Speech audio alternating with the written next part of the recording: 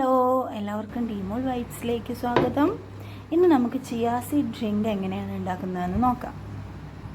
അതിനുവേണ്ടി ആദ്യം തന്നെ ഒരു ഗ്ലാസ്സിൽ തിളപ്പിച്ചാറിയ വെള്ളം എടുക്കുക.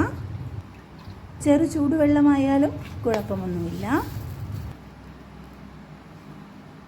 അതിനുശേഷം നമ്മൾ എടുത്ത വെള്ളത്തിലേക്ക് 1 ടേബിൾ സ്പൂൺ അളവിൽ ചിയാ സീഡ് ഇടുക.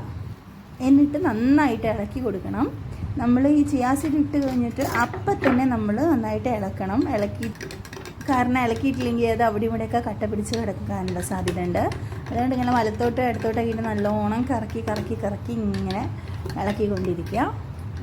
പിന്നെ നമുക്ക് ഇതിലേക്ക് വേണ്ടത് ഒരു കഷ്ണം ചെറുനാരങ്ങയും തേനുമാണ്. ഞാനിവിടെ എടുത്തിരിക്കുന്നത് ചെറുതേനാണ്. അത് കിട്ടുകയാണെങ്കിൽ ഏറ്റവും ബെറ്ററായിരിക്കും. പിന്നെ നാരങ്ങ പിഴിയുന്ന സമയത്ത് കുരു അതിലകത്ത് പെടാതെ ശ്രദ്ധിക്കുക. പെട്ട് കഴിഞ്ഞാൽ നമുക്ക് കയ്ക്കും ഛർദ്ദിക്കാനൊക്കെ വരും.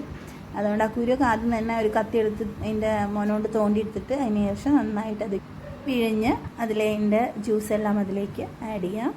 പിന്നെ ഒരു നാരങ്ങയുടെ പകുതി മുഴുവൻ എടുക്കണമെന്നില്ല, കുറച്ച് മതി. അതിനുശേഷം നമുക്ക് വേണ്ട തേനാണ്. അപ്പോൾ 1 ടേബിൾ സ്പൂൺ അളവിൽ തേൻ എടുക്കുക. അങ്ങനെ തേൻ അതിലേക്ക് ഒഴിച്ചിട്ട് നന്നായിട്ട് നമ്മൾ നേരത്തെ മിക്സ് ചെയ്തതുപോലെ തന്നെ നന്നായിട്ട് മിക്സ് ചെയ്യുക. പിന്നെ എല്ലാവരും ഇത് പറയുന്നത് ഇത് 2-3 ദിവസം കഴിച്ച് കഴിഞ്ഞാൽ 4 ദിവസം കഴിച്ച് കഴിഞ്ഞാൽ 10 കിലോ 7 കിലോ കുറയുന്നൊക്കെ പറയുന്നുണ്ട്. അതൊക്കെ നല്ല ശുദ്ധ അസംബന്ധമായ പച്ച കള്ളാണ്.